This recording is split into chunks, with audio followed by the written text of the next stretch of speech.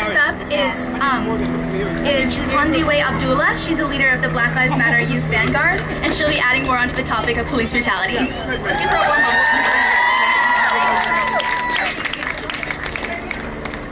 Hey, you guys! So my name's Thandiwe Abdullah. I go to Laces. They're not here today, but represent.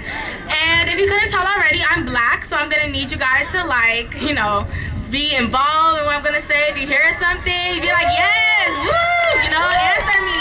Thank you. So I just want to say that it's important when we talk about gun control that we uplift all the black bodies that continue to be gunned down in streets and targeted in our schools. Stephon Park was killed when he was 22 in his grandmother's yard. Say his name. Say his name. Aiyana Jones was 7 years old when she was killed by LAPD on her grandmother's couch. Say her name. Say her name. Tamir Rice was 12 years old when he was killed by LAPD, well not LAPD, by the police department for having a toy gun. Say his name. Say his name. Trayvon Martin was 17 years old when he was killed by a wannabe cop. Say his name. Say his name. Anthony Weber was 16 years old when he was killed right here on Super Bowl Sunday. Say his name. Anthony Weber. Say his name. Anthony Weber. These people, these black people, were killed by the same guns and the same law enforcement that protect us, that kill us and target us, rather than protect and serve us. These are the same law enforcement that criminalize us in our schools. And after the Columbine shooting, you would expect that safety would be a priority, right? That safety would be a priority, but you're wrong.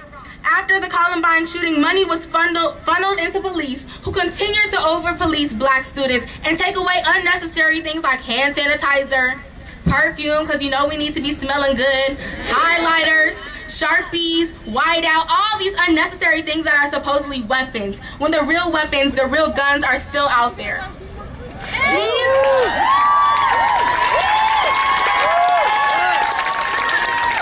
Police brutality and gun violence are not separate issues, and they're not separate conversations. So it's important that in this time when the voice of the youth is being heard across the nation, that you hear from us, the black youth. Black youth have been organizing for gun control and safer education for a long time. In 1963, the Black Children's March in Birmingham included children as young as 7 years old.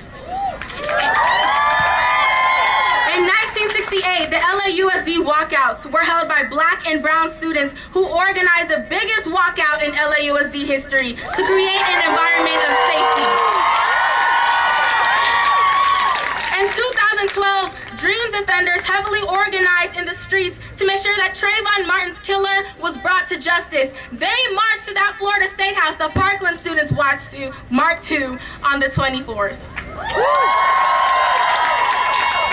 So for years now, Students Deserve, the Black Lives Matter Youth Vanguard, and Students Not Suspects have been continuing to challenge institutions and laws that oppress the most targeted people, which is black people.